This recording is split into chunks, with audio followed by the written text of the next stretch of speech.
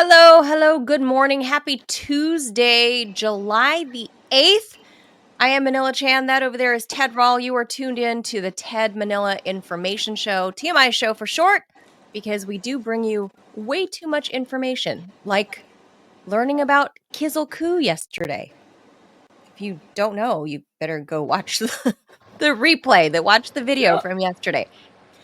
So literally, it's anything from random Snapple cap details about things you never knew you needed to know to the hot topics like, no Jeffrey Epstein client list. And Ted, you better believe I have lots of thoughts about that one. You do? So I'm so surprised. Never have so seen not a straight laced show, and probably especially not today because of some of the topics. We're live Monday through Friday. Summer Henley right now. Just want to be clear here. Ah, you're formal. By the way, I want to. I have not prepared you for this, but I'll almost never prepare you for things like this. So, here in the Rall household, today is Summer Acceptance Day. That's the first day of the year after it becomes blazing hot that you don't keep the air conditioner on 24/7 and you start to live inside with unclimatized conditions. You might not do it all day, but you do it for part of the day because you're like, okay, now my body's accepting. So today is Summer Acceptance Day. Happy, sad, and so it's always like right after 4th of July, somewhere thereabouts. No. It's different for every person.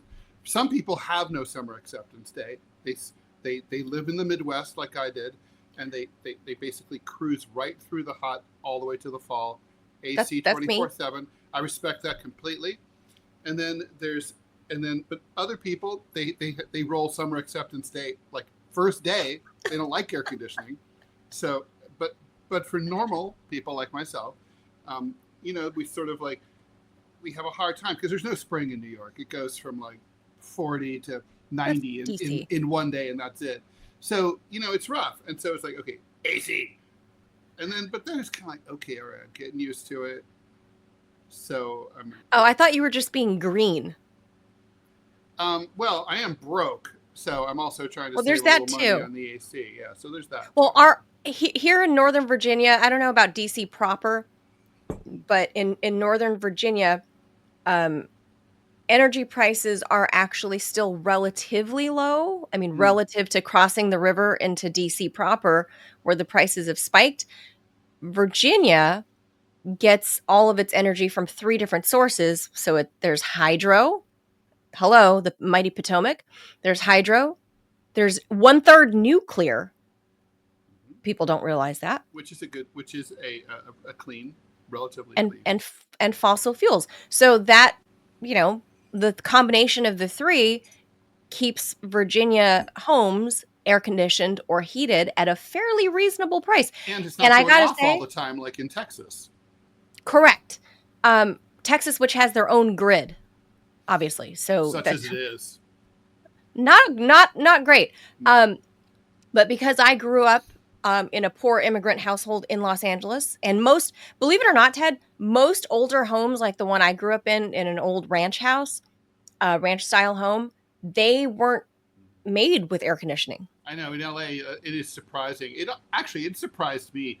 San Francisco, which is like really one of my least favorite cities in the United States. Yes, it like has this like thing where it's basically the culture is, oh, we don't have air conditioning because it's never that hot. And I'm like, but except for 3-4 months out of the year when it's blazing hot.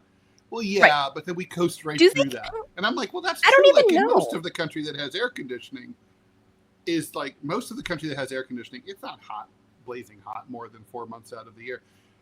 They're just weird. The Native Americans. Just to be clear, Southern Californians and Northern Californians, we're like 2 different species.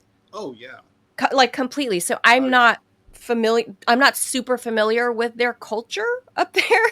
And well, you're only allowed to wear, stuff from Columbia Sporting Wear and REI. I've heard that. I've seen that. It's by law. They do like REI. They do. I think that's their dress code. When you arrive at the border, you will be checked, and you could be killed and buried in a pit if you refuse to comply. for people that don't know, because California is long, so once you hit like the Central Coast, that is where the delineation line is, and you go from dressing in like cool, stylish fashion in SoCal. Once you hit the Central, Although in SoCal, all the women, it's very confusing for men because all the women dress like prostitutes, whether they're the CEO of a bank or a studio executive or a prostitute. So you just don't know. So literally, like, you might walk up to a lady and she's like, "I'm the governor of the state, asshole." That's not true. I'm like, oh, okay, sorry. I can confirm that is true, and also for the men, especially if you're under 50, you cannot tell if they are homeless or they're dressing hipster. True. This is like anyone under 50, and all the male, men are dressed like alcoholics. All of them. basically. So whether again, the studio executive, but the thing is, here's the thing: they are alcoholics, so it works. But just to be clear, my girlfriends and I lived in downtown LA when I was 30 years old, and it was still a little grimy. It's returning to its original baseline grime. Yeah, that's true. But when I was 30 years old, it was kind of in this in between phase of gentrifying and still got its grit. This is like 15 years ago or so? 15 years ago, 15, 16 years ago. So it still had a little bit of teeth and edge to it back then, but it still had a little, the Staples Center was new and all of that. So it always has some edge. Yeah. It has the edge. So my girlfriends and I, back in our younger single days, we used to play this game when we'd be sitting at like sidewalk cafes or whatever, and we'd scope out the guys walking by and we'd be like, hipster or homeless? H or H.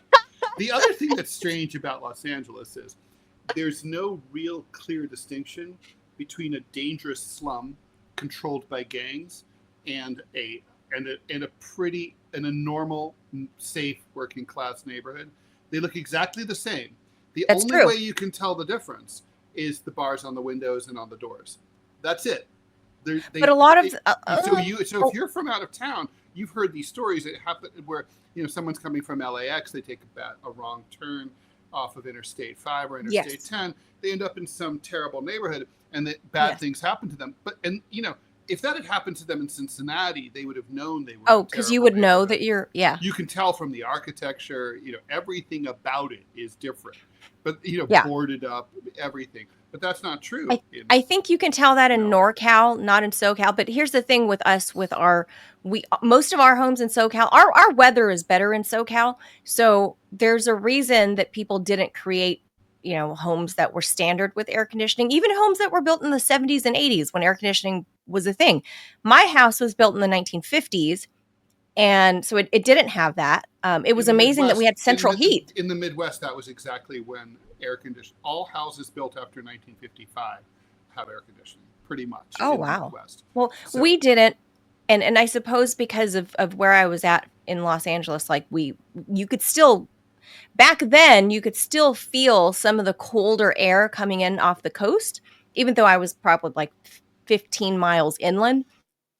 So we didn't have air conditioning. So the summer months, there were days we used to have some humidity when I was growing up in the 80s, and due to climate change, it's completely gone. It's more like Las Vegas hot now. So for me now, having air conditioning is like mind blowing, and being able to afford air conditioning is mind blowing. So to me, I'm like, I'm going to enjoy this and not be sweating my ass off and have swamp ass. One of the most important inventions ever. There's people who I don't like it blowing on me. I don't like it blowing on me though. I'm like, let it blow on. Let it blow. I don't like that.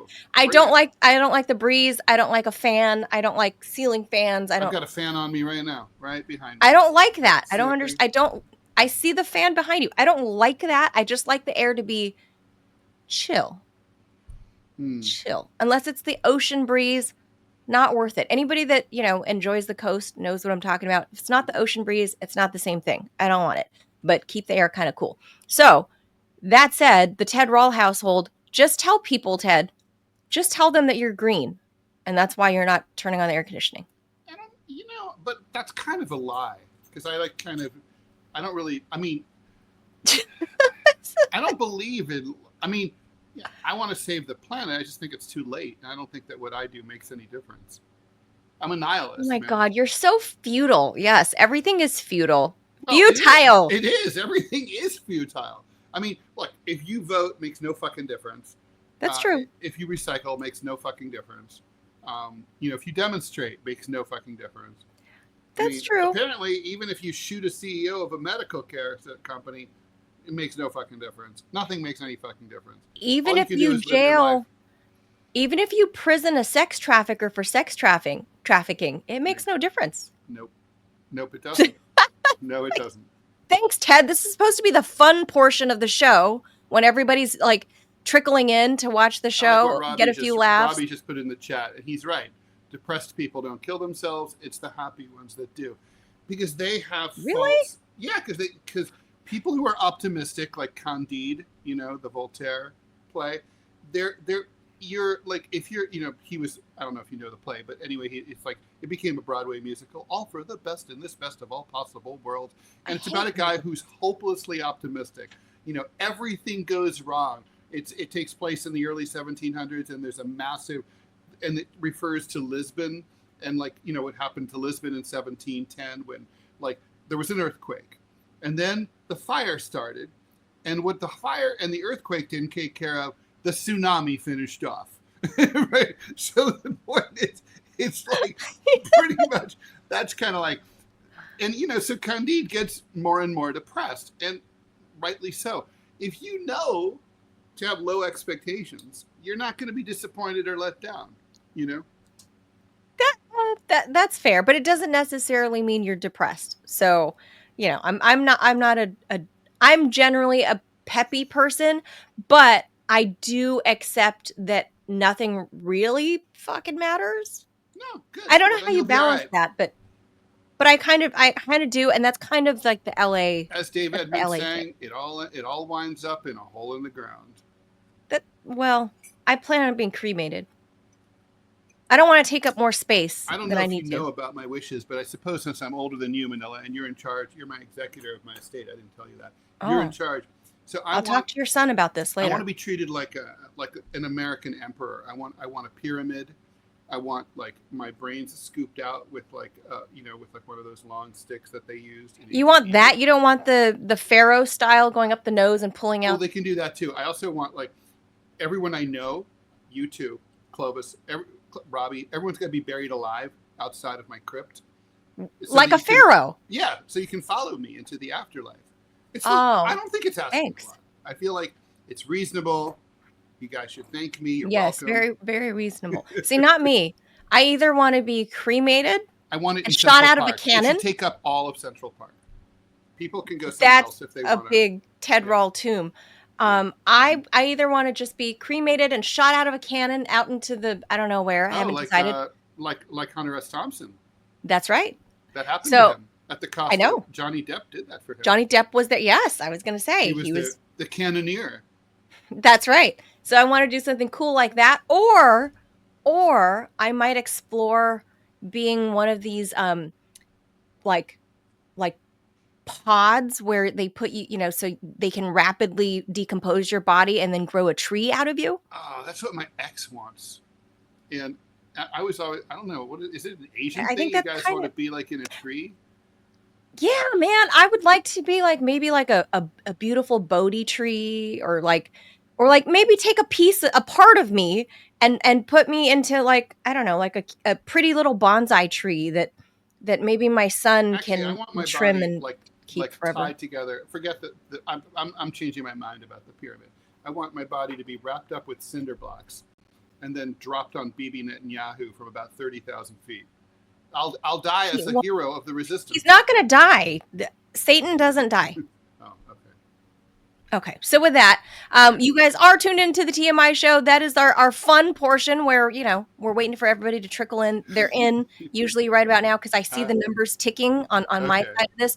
We're live Monday through Friday. Are we like a lenient a classroom with lenient teachers? Yes, I would never be that bitch teacher that's kids, don't worry. Yeah. I know you were out smoking man. weed in the restroom. It's fine. Sit down.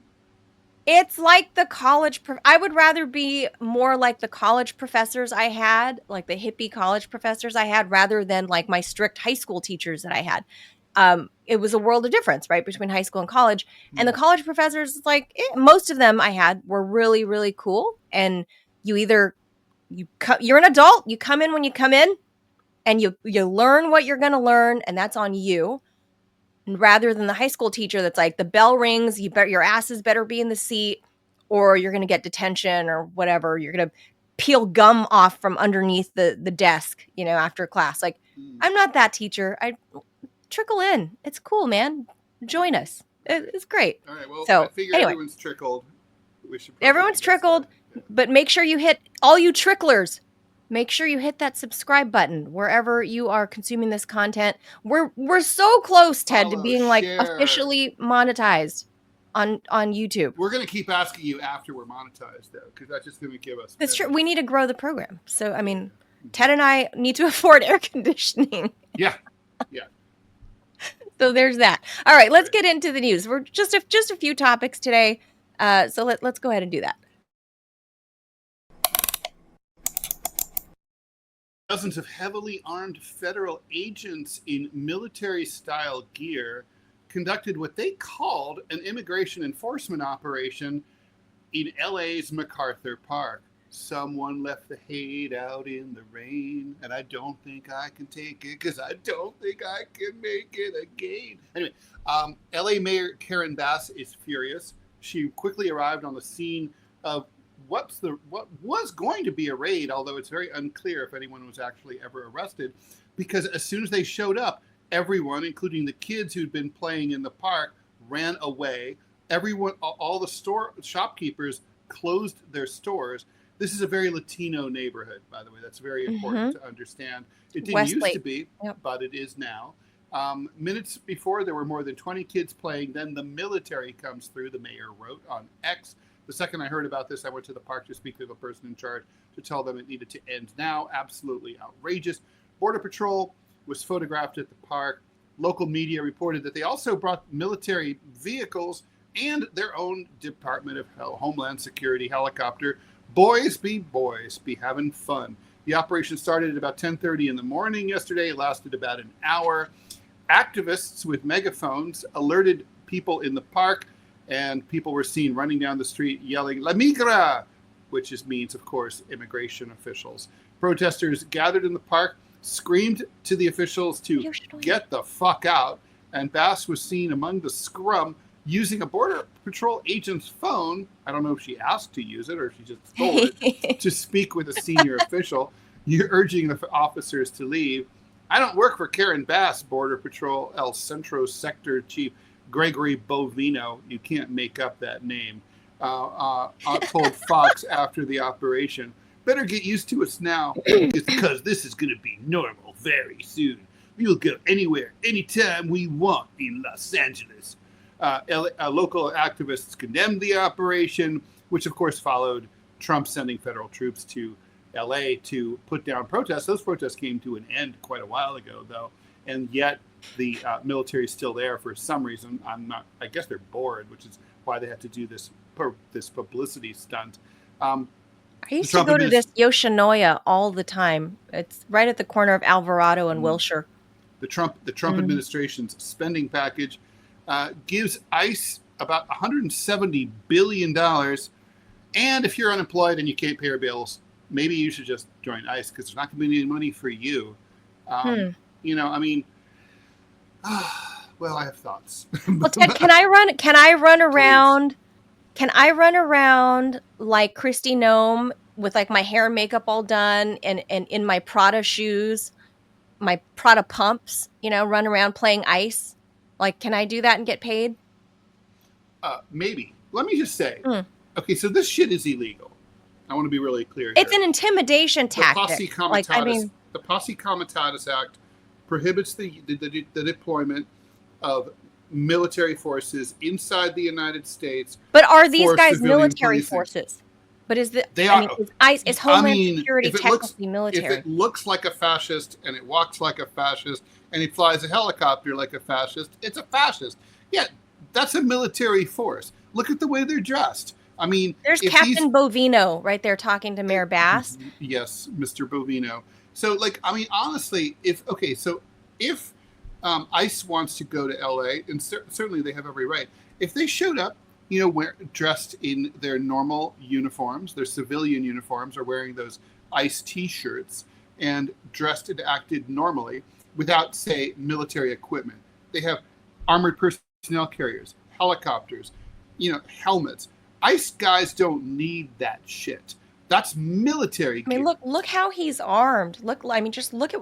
I think he's got like a grenade. Look at Chuck Norris there on the phone. That's Mr. Bovino. Yeah, Mr. Bovino, aka Ugly Chuck Norris. That's and Captain by the way, Bovino or whatever his name is. I don't think I'm kind of a conservative. I don't think that people with tattoos should be allowed to serve in the military. But what? Okay, yeah, that's me. That's right. But anyway, what? my point. Yeah, no. I'm all tatted down, right? So I guess so. Don't join the military. I think it's unprofessional. But anyway, the point is, these guys are goons.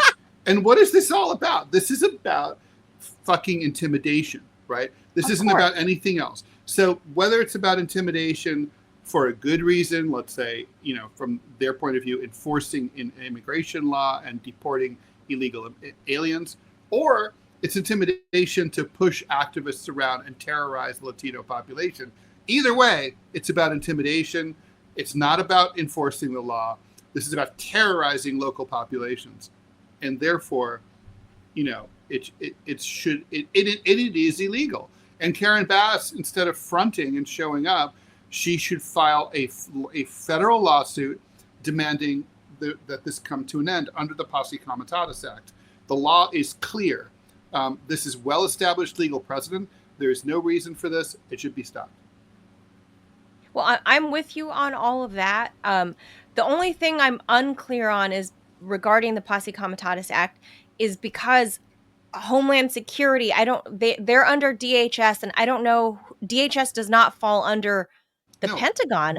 No, what we need, you're quite right, Manila. What we need here is a ruling that says that if you act as like a military force, then you are considered under the law to be a military force. I mean, look, if the Department of Agriculture shows up in Iowa, with APCs and tanks and military choppers and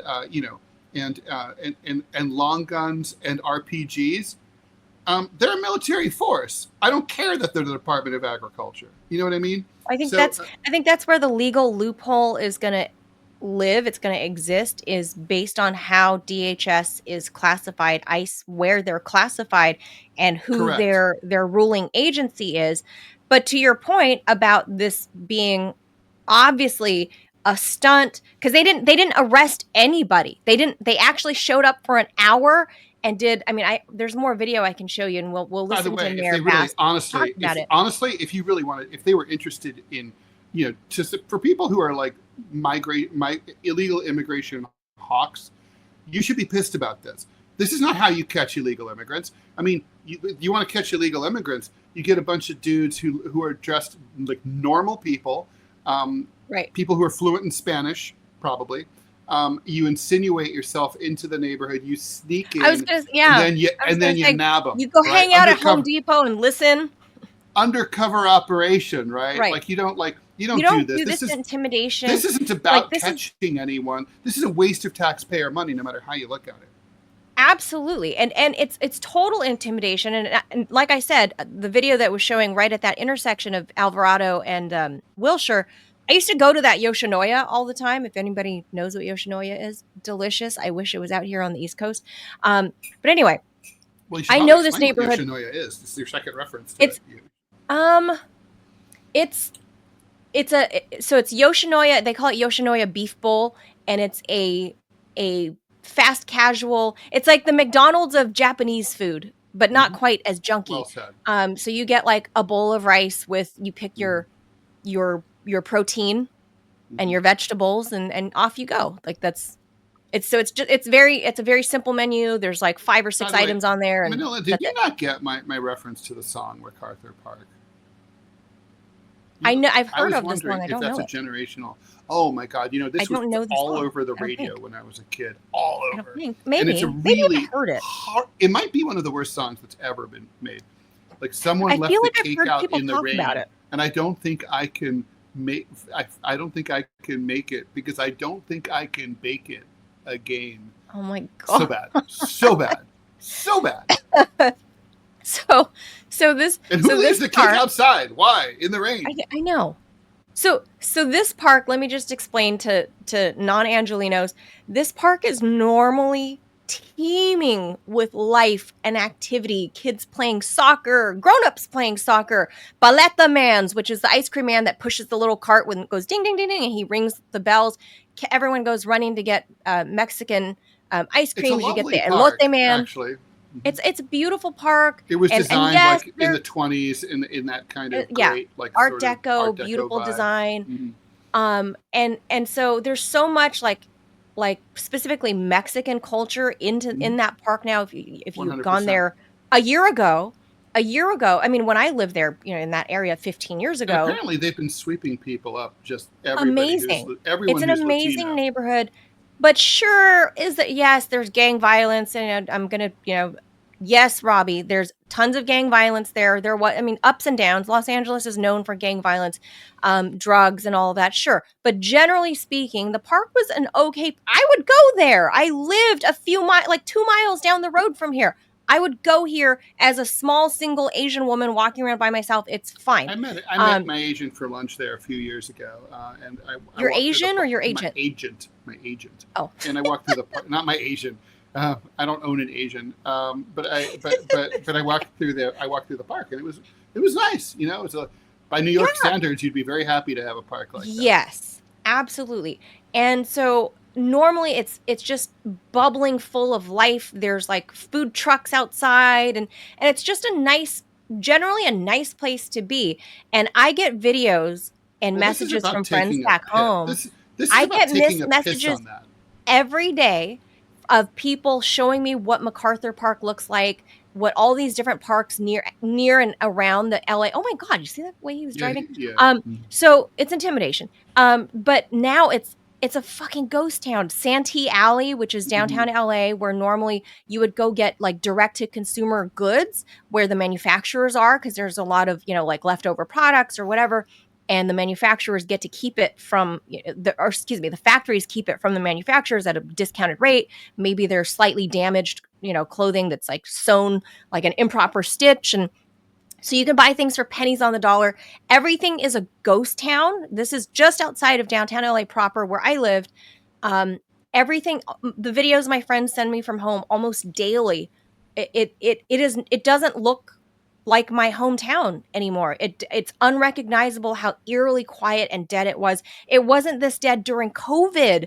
And Gavin Newsom, as we know, shut down the whole of California during COVID, and it didn't look this dead. Like, Let me it is just more say, dead now. in LA, they have like a very high Latino population. The estimate is 50% of the Correct. population is Latino. 10% of the population is believed to be roughly undocumented. They don't have legal status. I've noticed though, La Migra is not like really here in New York in the same way. I got to tell you, I think the safety of the federal agents could not really be guaranteed. New Yorkers wouldn't tolerate them. I think they would Really? be hurt. Yeah, and not just by Latinos or targets. So I think the population would generally just not tolerate it.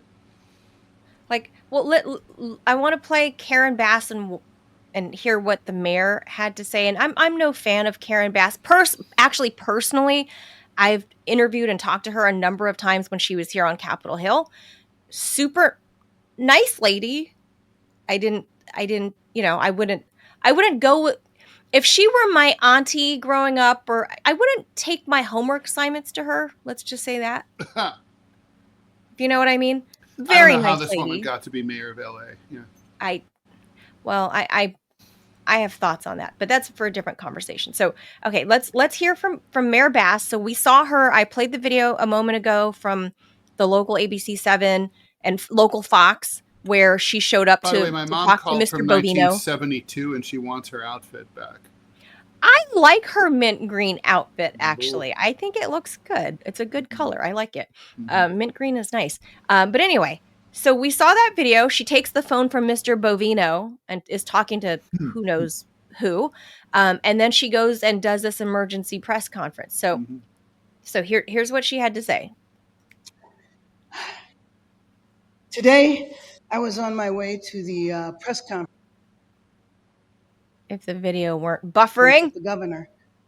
While I was on the way, though. Good grief.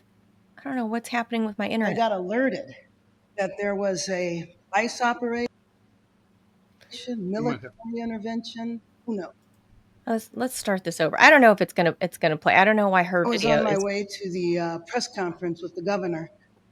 While I was on the way, though, I got alerted that there was a ICE operation, military intervention, who knows, at MacArthur Park. I turned around. We went to the park. I could see a helicopter in the air. I think it was a Black Hawk helicopter.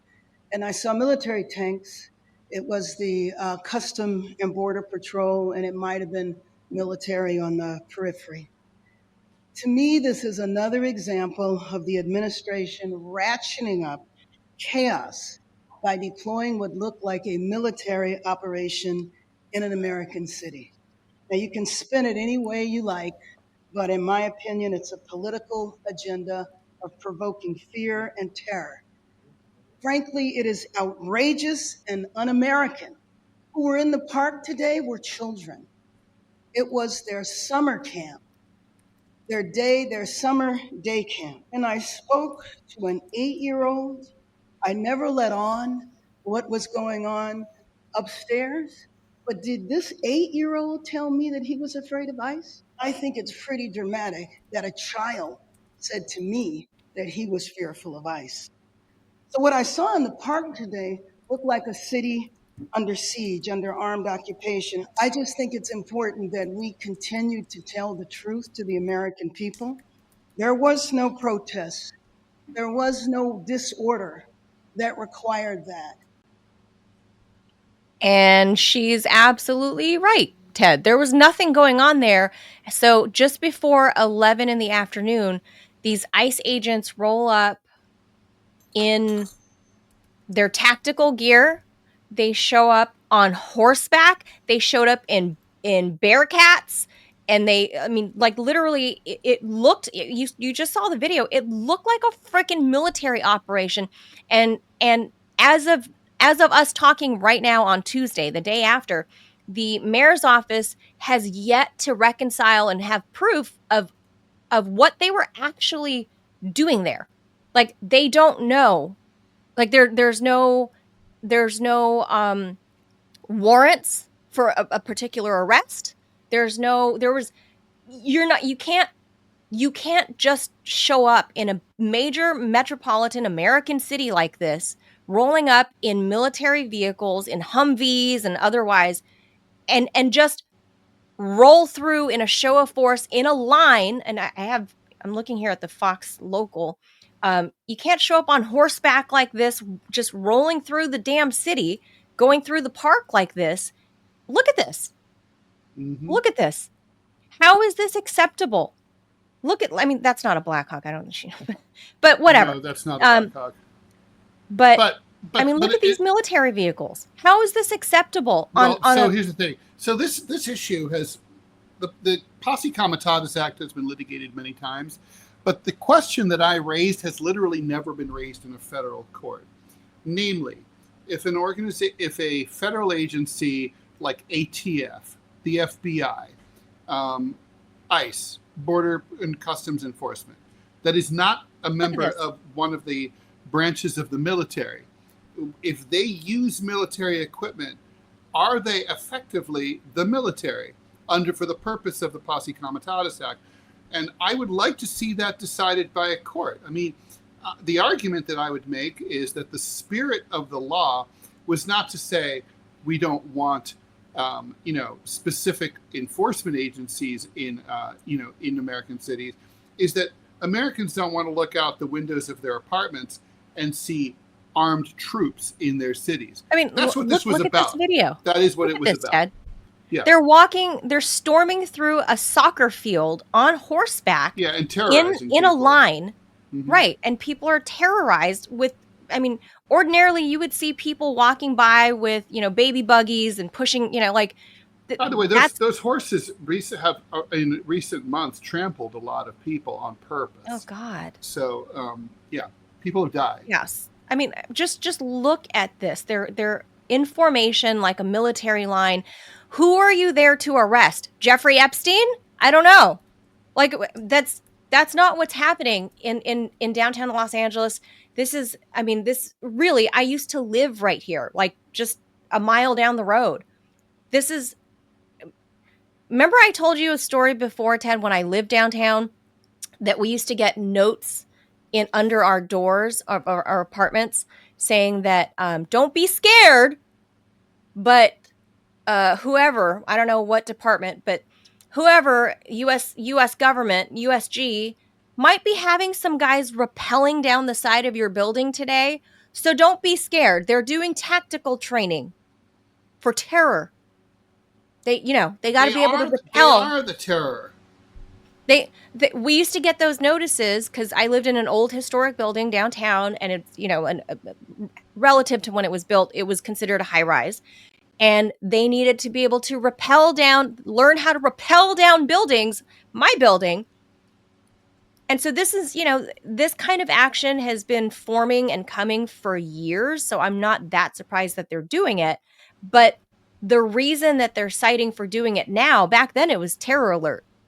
15, 16 years ago, it was terrorism. And now it's the terror by the Latinos, I guess, hanging out in MacArthur Park, selling you snow cones. Nothing's going to happen. Nothing's going to change. And as usual, there's no left really to protest it. There's no socialist party. There's no socialist movement.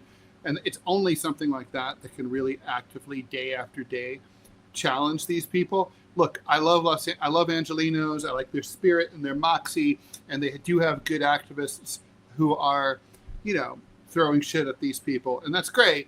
But it's not the kind of organized, sustained action that can prevail in the end. Yeah. No, I totally get what you're saying. And it's so disheartening for me to see this happening literally in my hometown, to see, look at, I don't know. So the thing with everyone wearing black, just so you know, LA, everyone wears black, even in the dead of summer. Well, New York City, same thing. It's an urban uniform. Right. It's just what people wear. So I don't want people saying these are all Antifa. That's not true. I don't like Antifa either, but it's just people in LA wear people black. like Antifa? I love Antifa. I'm on Team Antifa all the way. I am How not. Can you be, so it stands for anti-fascist. So if you're anti-Antifa, then you're pro-fascist by definition. No. I don't. Antifa themselves behaved as fascists during COVID, during COVID, and during the Black Lives Matter movement stuff in 2020, which coincided with COVID.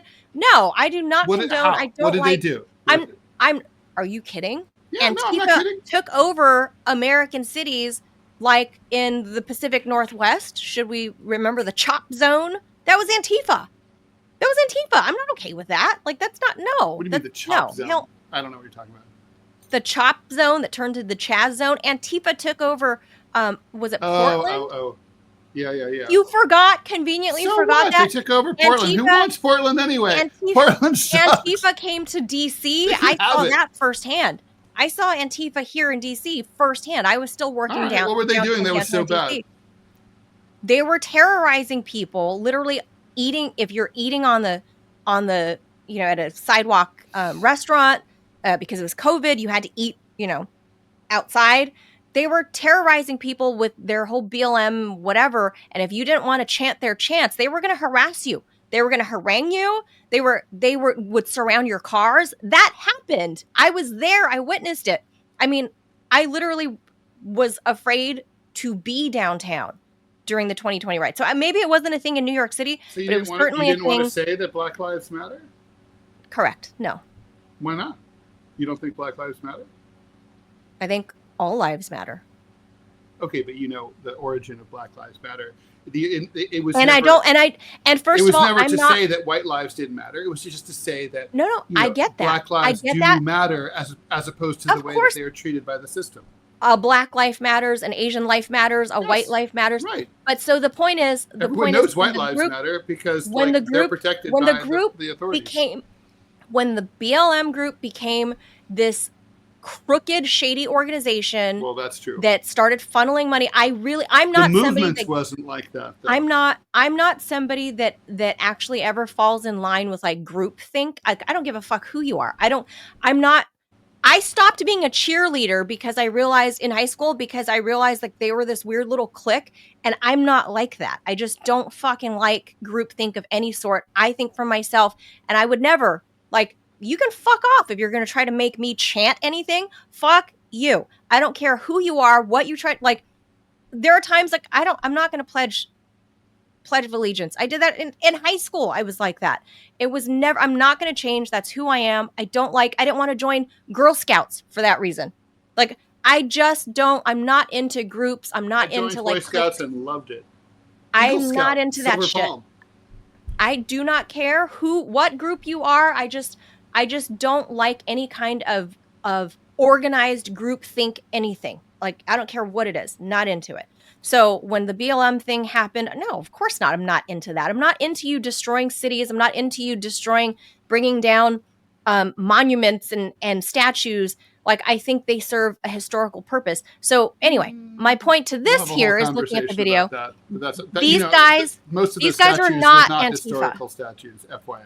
These guys are not Antifa, what we're looking at. These guys are just normal people in LA that are trying to videotape this kind of. Yeah, that's part of the culture, by the way. It's just what they look like. So Angelinos have always, even pre-cell phone, whenever the authorities are up to no good, they've always stood by as witnesses just to make sure that things don't get too crazy. It's just that's how Rodney King happened. Part of the culture. Yeah, the guy. Well, wasn't the guy like accidentally testing his video? He was testing his out the window. Yeah, but the point is, he didn't go, "Oh shit, I shouldn't be taping that." He was like, "Zoom in." And he lived in kind of like a not that populated area, like kind of like off the freeway. Yeah, it was a random weird area. But the same thing happened with the whole Reginald Denny thing. Like, Angelinos don't like, they want to. We got two more topics to hit, so let's we should keep. We want to scare plus, we have to leave you some time for some Epstein ranting. But by the way, a lot of those statues that were of Confederate figures, they were put up in the early 1900s. That's a cue for Robbie. That's a cue for Robbie. Civil War, and they were basically like, "Hey, let's bring segregation back. It's awesome." There were headstones. No. Most of them were headstones because most casualties, as you know, were buried in mass graves, especially in the fewer dude from Mississippi, and if your dad got killed in Northern Virginia, and that's why most of them were there. Honestly, they they had major public health issues with all the rotting bodies too, like Andersonville and all that. Yeah, but I mean that's why no. But I'm talking about the statues in places like Richmond, Virginia. Monument Boulevard. Yeah, I mean, that was in tribute, of the leaders of the Confederacy. Yeah, but I'm talking about your average. No, I'm talking about your average. Like in my hometown, though, we had a Confederate memorial that got pulled down because of your lovely Antifa people who could all go fuck right on off, and it said in honor of our Confederate dead, because what it was in honor of the Confederate soldiers from Escambia County, where I'm from, who went off and never came back. It was a headstone. So it's a war monument. Yeah. Right? Well, yeah, exactly it. I mean, so if they have in every village, in every city in Europe, I mean, there's no difference from that than desecrating a graveyard. So, take that for what you will, because that's what it is. That's what they did.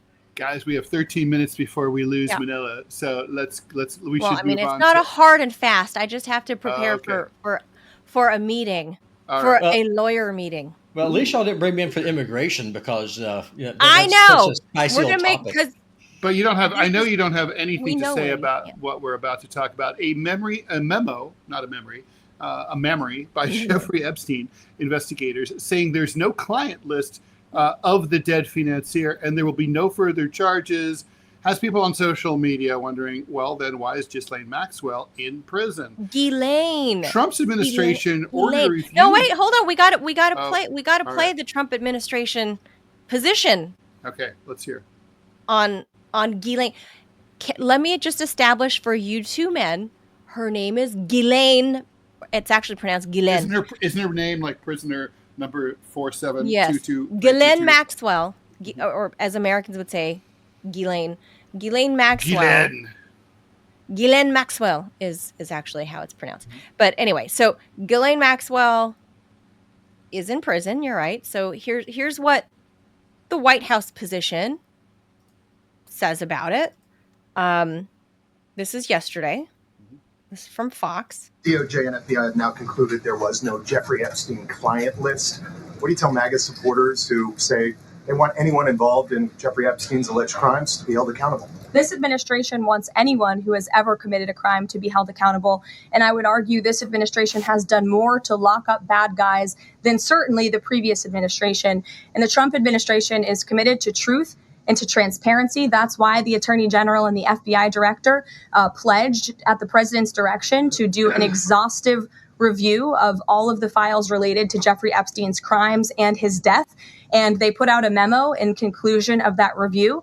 There was material they did not release because, frankly, it was incredibly graphic and it contained child pornography, which is not something that's appropriate for public consumption. But they committed to an exhaustive investigation. That's what they did, and they provided the results of that. That's transparency. Follow up on that, Sure. Caroline. Okay, so the FBI looks at the circumstances surrounding the death of Jeffrey Epstein. According to the report, this systematic review revealed no incriminating client list. So what happened to the Epstein client list that the Attorney General said she had on her desk? Well, I think if you go back and look at what the Attorney General said in that interview, which was on your network on Fox News. Got the quote. Go ahead. John Roberts said, DOJ may be releasing the list of Jeffrey Epstein's clients. Will that really happen? And she said, it's sitting on my desk right now to review. Yes, she was saying the entirety of all of the paperwork, all of the paper in relation to Jeffrey Epstein's crimes. That's what the Attorney General was referring to, and I'll let her speak for that. But again, when it comes to the FBI and the Department of Justice, they are more than committed to ensuring that bad people are put behind bars. They have an operation going on right now called Summer Heat, which has our murder rate trending in the lowest direction in United States history. Their emphasis. Do continue, Ted. I shall. Okay. Trump's administration ordered a review of the Epstein case with a view to publicizing and publishing the names and evidence about any associates of Epstein, who at the time was facing federal sex trafficking charges when he was found dead in his cell at a federal jail here in New York City in August of 2019. Investigators concluded he killed himself. Hilarious. Anyway, a memo by the Department of Justice and the FBI now says there's no actual client list and there will be no more charges. The 2-page memo read, the systemic review revealed no incriminating client list. There was also no credible evidence found that Epstein blackmailed prominent individuals as part of his actions. We did not uncover evidence that could predicate an investigation against uncharged third parties. Nigel Cawthorn, author of Prince Andrew, Epstein, Maxwell, and the Palace, said that might be an argument she can use with a parole board. Why is she the only one who's been prosecuted? I think her lawyers will certainly be working on it. Tim Young, media fellow for strategic communications at the Heritage Foundation, wrote, well, I guess Ghislaine Maxwell was trafficking children to no one. Why would she be in jail then? The memo said that videos submitted to the FBI couldn't be released because of the child abuse issue. Questions have been raised about why the administration couldn't simply release the names. Cawthorn said, obviously there's a whole lot more in this because there's all the videos, what's happening with them, who is shown in them. In other words, who besides the victims. If they don't have the client list that Epstein compiled himself, then they could compile a list from the video. Surely, the terms of the indictment did not require the victims to have been abused by anyone other than Epstein. Maxwell was jailed for 20 years, starting in June 2022, following a 1-month-long trial in June 2008. Previously, Epstein had admitted to soliciting prostitution from a minor in Florida and was sentenced to 18 months in prison at that time. But then, he went back to his old ways after that. And by all accounts, Ghislaine does have a little black book or did have one. It's 93 pages long. I can never pronounce her name right. Maxwell. But I mean, people are like, well, there's lots of people in there. Yeah, but just because you know someone doesn't mean that they were participating in crimes. I could be in her black book. But conversely, and thought I was an awesome. But conversely, just because the DOJ says they haven't recovered any evidence doesn't mean that these crimes didn't happen either. Well, the crimes did happen. The question is because why is Ghislaine behind bars? And Jeffrey Epstein was for procuring for him. That's why she's behind bars. She was. That's procuring is trafficking. For in him, other words, for Epstein.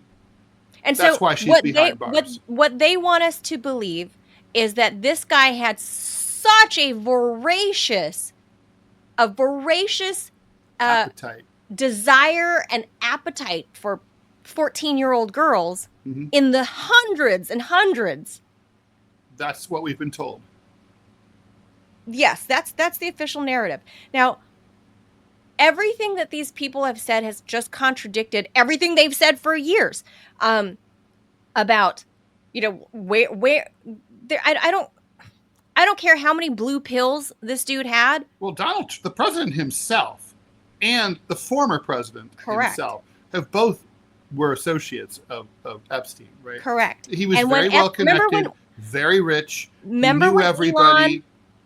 When Elon had his initial breakup with Trump, he clapped back at Trump on Twitter by saying, oh, by the way, Trump is in the Epstein files.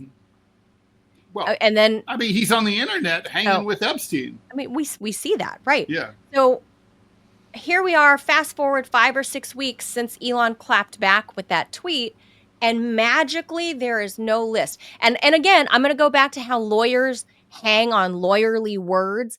And the government official narrative is there's no incriminating client list. Let's underscore that word that's on the screen there. List. So let's do the Bill Clinton. How do you define sex, actually? How do you define list? Right. How do you define list? So maybe Epstein, correctly, they're saying that he didn't have a list. Maybe we're understanding this all wrong. Maybe he just had individual dossiers. It reminds me of the Mayflower Not Madam. A to-do list. Mayflower Madam also was well connected, and and had provided sex to a lot of wealthy. Heidi Fleiss, same people. Thing. Black Book. Yeah, and the same every time the Black Book always disappears. I mean, maybe it ought to, because just because you're in the Black Book doesn't mean that you yourself ever availed yourself of illegal activities or crimes. Possible. I think what's clear here is that probably it doesn't feel like this was thorough and that we're being told everything. And I don't know if I think a more transparent process would have involved bringing in an outside investigators who are not associated with the government to do this. It would be careful. Well, look, people are never going to believe that this is legit. No one. Whenever there were outside investigators of any sort, for his autopsy, that famous what's his face? Dr. I forget his name, Dr. something. He's always, in any kind of high profile death, Dr. so-and-so is always called in. I think it starts with a B. But anyway, he said the ligature marks around Jeffrey Epstein's throat is inconsistent, and the way the vertebrae broke back here is inconsistent with how you can hang yourself from this convenient pipe that's at the top of his jail cell. He wasn't. There was no pipe. He was. The allegation, the official story, is that he used a bed frame and that he pulled himself horizontally to choke himself to death. Even more ridiculous. So it's completely inconsistent with what this doctor, that's outside the investigation, is saying is possible that that any human could possibly do without having, being at a higher angle. So theoretically someone behind you pulling upwards in this position to jerk you up, right? Like, you can't do that in a horizontal, like, seriously. And just, Well, and there's a this, lot by the more way, is a to it than Netflix that. trailer. I mean, there's the fact that also, right, he was on suicide watch. Right. And the video is conveniently missing. They released new video, Ted. I have a friend who served time at the Metropolitan Detention Center at the same time, or shortly before Epstein. And he said that at that time, that Epstein was in there, guards checked every cell for everybody, even if they're not on suicide watch, every 8 minutes. And that if you were on suicide watch, they came by every 2 minutes. They're always walking by, always. Now, the thing is, we were asked to believe that anywhere from 45 minutes to an hour and a half, no one checked on Epstein. There's a big gap between 8 minutes. Not only that, an hour, or the last time somebody, it's more than that. And all it's the more cameras, than that, Ted. All the cameras were out, only in his corridor. 10:40 p.m. was the last time a guard had seen him until somebody discovered his body at like 6:30 in the morning the next day. Absurd. And then all the cameras were out. The guards they make sure those cameras are running. You know why? Because if someone jumps them, they want that evidence on camera so that the prisoner is going to be prosecuted. So if the corrections officers do nothing else, they make sure those cameras are running. I mean, there's no way they're going to be like, we'll come by like 6 hours later and if there's no camera, whoop-de-doo. 8 hours later. It's asking us to believe too much. It just is. So this documentary from Netflix that came out a couple of years ago, Filthy Rich, this Netflix documentary, they used a video clip of me from my old show. No way. So I started getting calls and emails and texts, and when this whole thing was going down, right? Did you get paid? No, they just used one of my news clips. I didn't even know that they were. So obviously somebody at Netflix watches, or whoever produced this watches my show, because I covered on my old show in question, I covered this case very, very closely. So this is something, I wouldn't say it's near and dear to my heart, but I know a little bit more about it than the average newscaster, because we covered it pretty much play by play from when he was first indicted and in trouble in 20, whatever year it was, until he died in 2019. And then I watched the whole Ghislaine Maxwell case unfold. And we were doing it in real time on live TV. So I guess somebody at Netflix watched the show and they put a clip of my show of me talking about it on this, on Filthy Rich on the Netflix special. So there is a lot of shady stuff going on with this dude for years. I mean, think about all the high power people that he knew, including Bill Clinton. He knew, I feel like there was some association with the Obamas, but certainly he was friends with Bill Gates and Melinda Gates, who goes by her maiden name now, Melinda French, specifically cited that Jeffrey Epstein's relationship with Bill kind of came between their marriage, but she didn't elaborate. This is during divorce proceedings. She didn't elaborate to exactly what, but she only met him the one time, and she's quoted, Melinda is saying, quoted as saying that she kind of left feeling yucky and icky about this guy, but Bill insisted on being friends with him. Bill Clinton and Bill Gates. And I suppose Hillary just turns a blind eye. I don't know. Who knows? But this guy knew way too many. He was way too interconnected with too many DC and business elites that are fighting tooth and nail behind closed doors, because this is how it works. They are fighting tooth and nail to make sure the details never, ever, ever come out. And there are too many coincidences about his connection to Mossad, being an agent himself, Robert Maxwell being an agent himself, Ghislaine being the daughter of Robert Maxwell. There's just too many. We know from our own CIA, I don't know why we need, it's not anti-Semitic to say Mossad is probably in the world of spycraft, probably better than the CIA, in fact, right? And they have intricate plans, fallback plans all around the world on how to ensnare and hold everybody by the balls. They find out what your predilection is, your nasty little preferences. They find and they exploit those. And I think that's exactly what happened with this guy. And coincidentally, all of this is now happening after Elon says Trump is on the list, and then Virginia Giuffre, remember we covered her weird case of saying she was tweeting from the hospital that she was going to die in exactly 4 days. She didn't die. She outlived that by many, many weeks, maybe a couple of months. She went home and somehow she suicided. Right. She survived the bus wreck that I couldn't find any information on. Where she lived in, I think, Victoria or something, in Victoria, Australia. I couldn't find any. I mean, I don't know how the Aussies do it, in terms of traffic accidents or whatever, but somebody this high profile, the main accuser of Prince Andrew, right?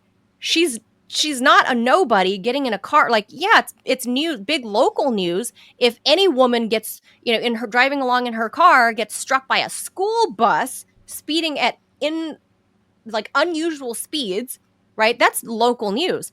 But when the victim of that car wreck is Virginia Giuffre, one of the most vocal Epstein accusers and the accuser that brought down the House of Windsor, that made Queen Elizabeth turn her back on her youngest boy, this is not a nobody. And now she suddenly dies, after she outlives whatever claims of her, bodily injuries from the accident. She outlives it by many weeks. And then she goes home, says she's so depressed that her 20 some odd year marriage that we've never heard about being in any trouble, she suddenly has marital problems and the kids are taken away. And now she's in this horrible car wreck and she's debilitated. We don't even know. There's no pictures. There's no evidence. She suddenly dies by suicide. No fanfare, no paparazzi, no pictures of her funeral, no evidence has been, lawyers haven't even come forth. I don't know the laws in Australia and how they do that, but somebody, if she was here in the US, we would know. We would know that she actually died. We'd have, if not a body, we'd have an actual death certificate with, we don't even know how she died. They just claimed that she suicided. So about a month after Virginia Giuffre dies, now there's suddenly no list.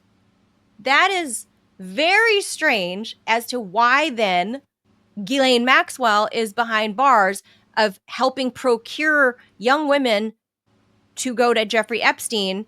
And then I guess she just didn't know what Jeffrey Epstein did with all of these young girls. This is way too shady. This is everything there. Like you said earlier, Ted, if it walks like a duck and it quacks like a duck, it's a trafficker. And there's more to this story, and I think it's going to go down like the JFK files. We're never going to find the full truth because there are too many high-profile people involved, and this is the stuff that brings down governments. And this is why I believe whatever happened with Virginia Giuffre here, there's something more to it than her just dying by suicide, the same way Jeffrey Epstein died by suicide, or all of these people surrounding the Clintons dying by suicide.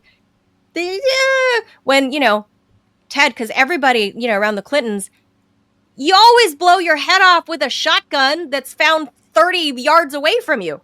There's a lot of recoil, Manila. Yeah, when you stick your toe on the trigger and then it fires at your head, and the back of your head too. My most favorite person who was found in the Epstein little black book is Courtney Love. What? Yes, her address was in there. Courtney Love knew Epstein. Epstein? Uh-huh.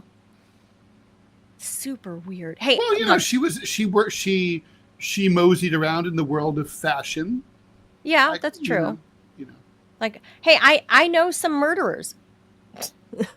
Well, before most they were people know murdered. some murderers. 50% of murderers get away with it in the United States. This guy didn't. You know murderers. Everyone knows murderers. He was a Latin music producer. I'll tell you this quick story. We'll do our last brick story about this. But before we move on, I knew a guy. I was friends with a guy. He and his wife, who is a fairly well-named guy in the Latin music world in Los Angeles, and there was the, I don't know, Latin Grammy Award. I don't know I don't remember the awards. But anyway, I get a call one day. He was going to these awards and he's like, "Hey, Manila, what are you doing tonight? Any chance you're free to accompany me to these awards in Beverly Hills, and then the dinner and after party at the Beverly Hilton, the famous pink Beverly Hilton." Mm-hmm. So I was like, "Yeah, actually, yeah, I'm free." "Well, why isn't your wife joining?" He's like, "Oh, she's indisposed. She can't come. She doesn't mind if you join me." So I'm like, "Okay." I mean, I knew the couple, so I didn't think anything of it. So I joined him and whatever. Fast forward a week later, 1 week, come to find out he had bludgeoned his wife to death that night, and that's why she couldn't make it. And I accompanied him to the dinner at the Beverly Hilton. Oh, yeah. Were you ever? Did any detectives ask you any questions? No. What? Because I met my friend. Yeah. No. Like, what do you mean? Maybe they didn't know. I don't know. I don't know. No one ever contacted me. And other than us reading the news and me and my friends going, holy shit, was that the same night? I mean, because they don't know exactly when she died. They had an estimate, but still nobody contacted me. And you didn't step forward? No. It was clear Manila. what he did. It was clear what he did. He bludgeoned his wife and then had to go accept an award at the Beverly Hilton. So, and I just went to go hang out and get a nice dinner, so and it was my friend. Little did I know, say, I don't blame he you. was a Cops killer. make everything worse, but well.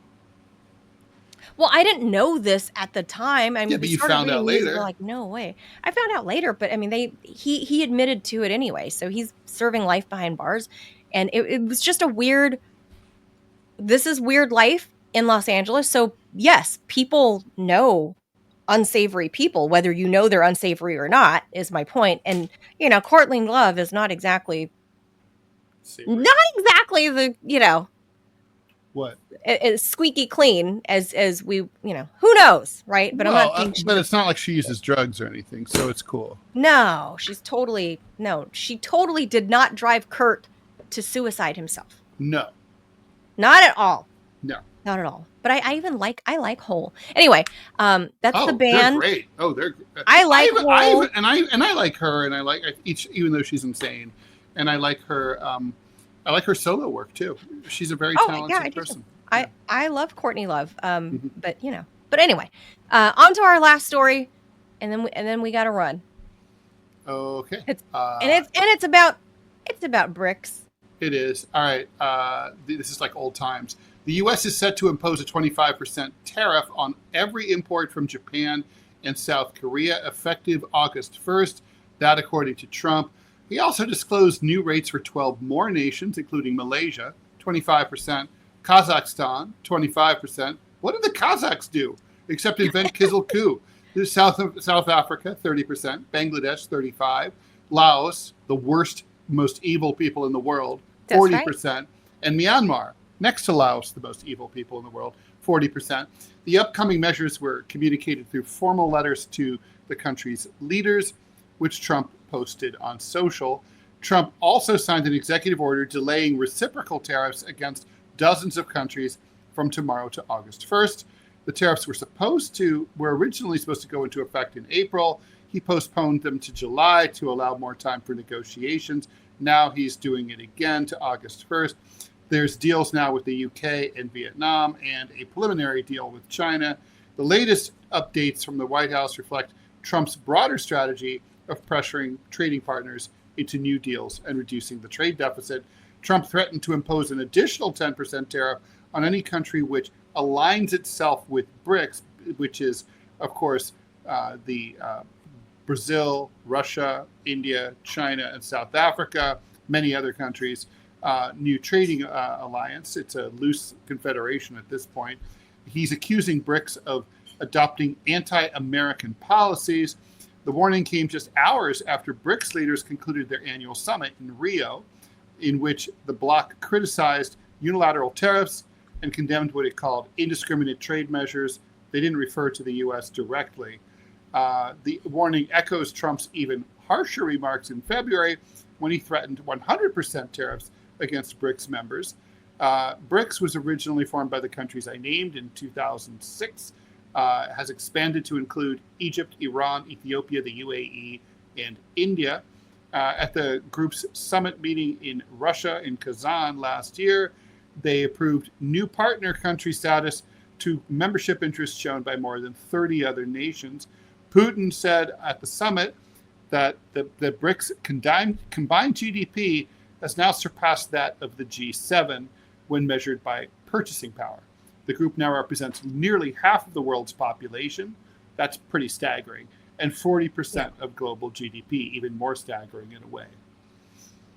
Yeah. So Trump, I think it's funny, Ted, that Trump is like, Japan and South Korea impose tariffs on only you two starting August 1st. So in a couple of weeks, I don't know. What do you think, Ted? Are they gonna fold?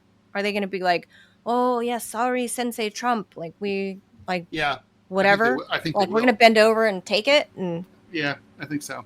That's what usually happens in these things. I mean, Trump's been getting his way. I mean, the U.S. does have, Trump's right about this. The U.S. does have tremendous power as a consumer country. Our consumer base is just massive, even with all of our economic problems. We buy so much shit. And if you're in Japan, you don't want to miss out on that American market. Just the cars alone. Think about it. Well, so I think that so here's the thing.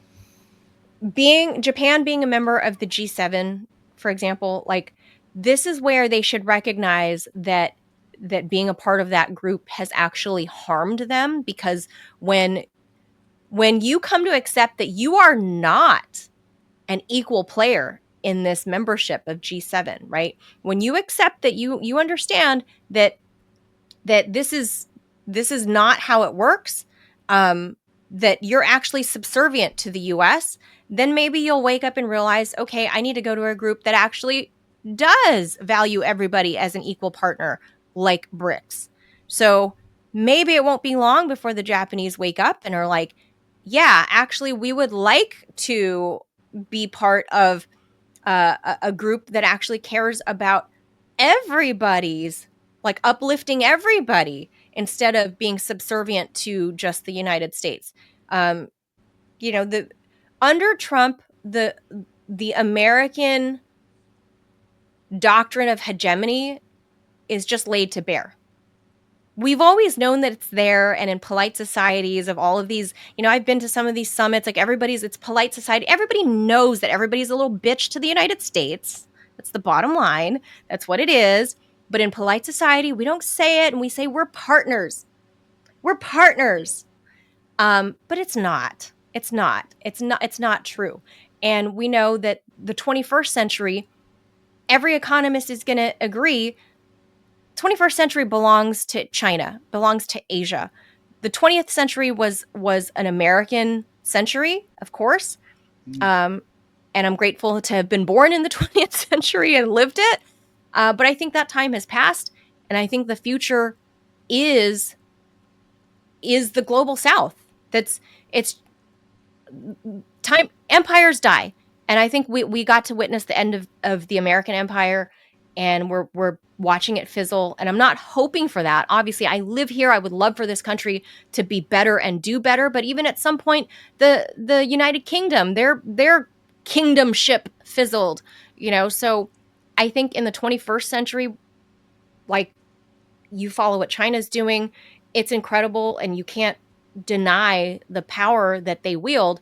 And if Japan wants to get out from subserviency, they need to make amends with China. Granted, there's like 2,000 years of bad blood there, but but you can get over it and get out from under the jackboot of, at this point, the jackboot being worn by Donald Trump. Agreed. totally. Manila, you got to go. So, I do gotta you go. Okay. I have some things I got to do. But yeah, I think this is it. Look, you got Modi, you got important players. You have Modi, Xi Jinping, and Putin. Not to say that all these people don't matter, but those are the three countries to watch in the global South. No doubt. China, India, and Russia. That's who you watch in the 21st century. So this is good luck, Japan and South Korea. I hope you enjoy American bases. Well, Good times. They're not going anywhere. Robbie, do we have an ad we have to we do. Okay, we got to do one ad. All right. Let's go ahead and pop that up, Robbie. We got to get that before we run.